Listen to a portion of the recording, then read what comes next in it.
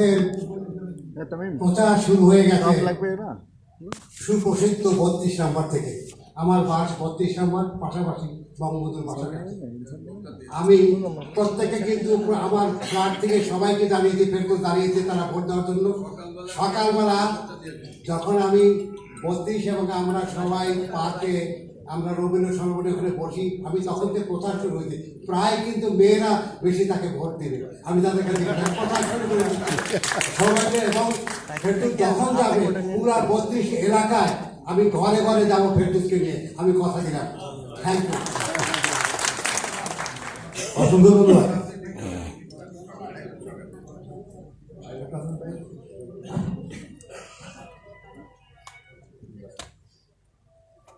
এই মুহূর্তে বক্তব্য রাখবেন আমাদের চলচ্চিত্র শিল্পী সমিতির এই মুহূর্তের কান্ডারি, আমাদের গণমানুষের সবচেয়ে প্রিয় মানুষ, দাপুটের নায়ক, আমাদের শ্রদ্ধার বড় ভাই জনাব ইলিয়াস কাঞ্চন ভাই।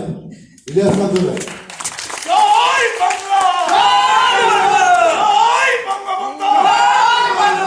বিসমিল্লাহির রহমানির রহিম। আজকের এই অনুষ্ঠানে যারা এসেছেন আমার ছোট ভাইকে সম্বর্ধনা দেওয়ার জন্য, তাদেরকে অনেক অনেক শুভেচ্ছা এবং ধন্যবাদ জানাচ্ছি। সেই সঙ্গে শ্রদ্ধার সঙ্গে হৃদয়ের অন্তর থেকে স্মরণ করছি মহান মুক্তিযোদ্ধারা যারা জীবন দিয়েছেন, বিজয় ছিনিয়ে এনেছেন এবং যার নেতৃত্বে, বঙ্গবন্ধুর যে নেতৃত্বে দেশটি স্বাধীন হয়েছে, তার আত্মার এবং শহীদদের আত্মার মাগফিরাত কামনা করছি। আপনারা জানেন যে আমি আসলে কোনো রাজনীতির সঙ্গে জড়িত না, কারণ আমি যে আন্দোলনটি করছি সেটির জন্য আমার নিজেকে ধৈর্য ধারণ করতে হয়। কিন্তু আমি জানতাম, ফেরদৌসকে আমি আগেই বলেছি যে তুমি আসতে, বলিনি, আমি আগেই বলেছি যে সেই জায়গায়, কারণ আমার জানা ছিল যে ফেরদৌসকে মাননীয় প্রধানমন্ত্রী অত্যন্ত ভালোবাসে এবং চলচ্চিত্র থেকে কাউকে যদি নমিনেশন দেন ফেরদৌসকে দেবে, সেই কথাটি আমি ফেরদৌসকেও বলেছি। আজকে এর জন্যই আমার কাছে খুব ভালো লাগছে এবং মাননীয় প্রধানমন্ত্রীকে অনেক অনেক ধন্যবাদ জানাচ্ছি হৃদয়ের ভিতর থেকে। শিল্পী সমিতির সকলের পক্ষ থেকে আমি ধন্যবাদ জানাচ্ছি যে আমাদের ছোট ভাই, আমাদের মানুষ, আমাদের অন্তরের মানুষকে এই জায়গায় নিয়ে এসেছে। আমার একটি কথা, সেটি হলো যে তুমি ঢাকা 10-এ থেকে তোমাকে মনোনয়ন দিয়েছে, ঢাকা 10-এর মানুষগুলোর কথা চিন্তা করবে। এবং আমি যে কথাটি বলেছি যে অনেক রক্তের বিনিময়ে দেশটি স্বাধীন হয়েছে, আমরা কিন্তু আসলে সত্যিকার অর্থে কিন্তু আমাদের শহীদদের যেভাবে সম্মান করা দরকার ছিল, আমাদের বুদ্ধিজীবীদের যেভাবে সম্মান করা দরকার ছিল, আমরা কিন্তু করতে পারিনি। তার কারণ হলো গিয়ে যে আমাদের অনেক কাজ বাকি রয়ে গেছে।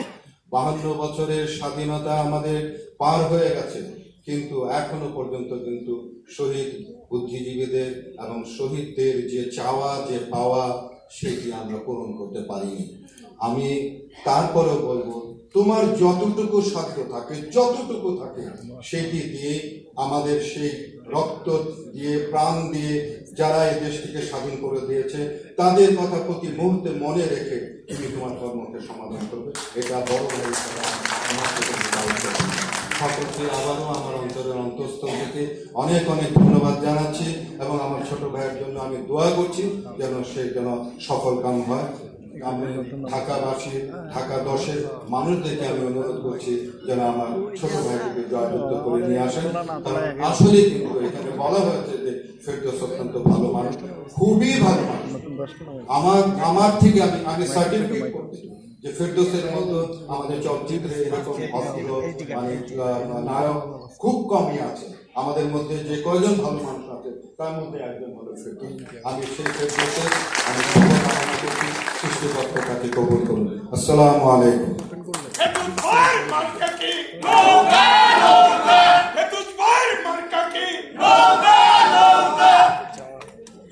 এখন বক্তব্য রাখেন আমাদের সব সমিতির নেতা